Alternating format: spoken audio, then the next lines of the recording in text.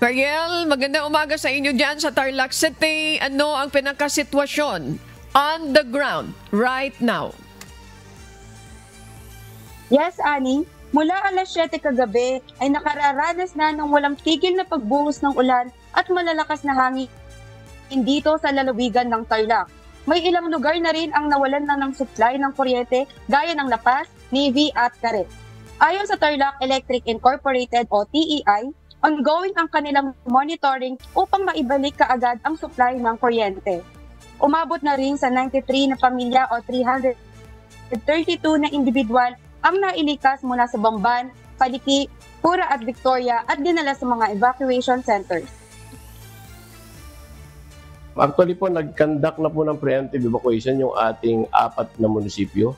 Out of 18 po, 4. Ang Bamban, Paniki, at saka po Pura and Victoria. Inilikas na po sila sa mas ligtas na lugar. Ito po yung mga nakatira doon sa mga flood-prone areas.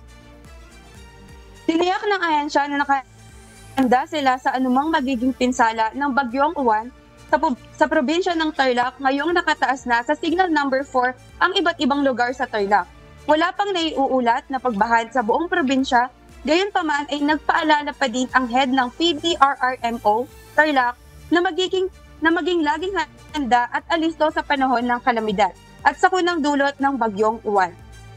Samantala, simula kahapon ay nakaantabay na ang News and Rescue upang umantabay sa mga kababayan nating nangangailangan ng tulong. Tumulong din ang grupo sa pagre-repack ng mga relief goods na ibabahagi sa ating mga kababayang nangangailangan.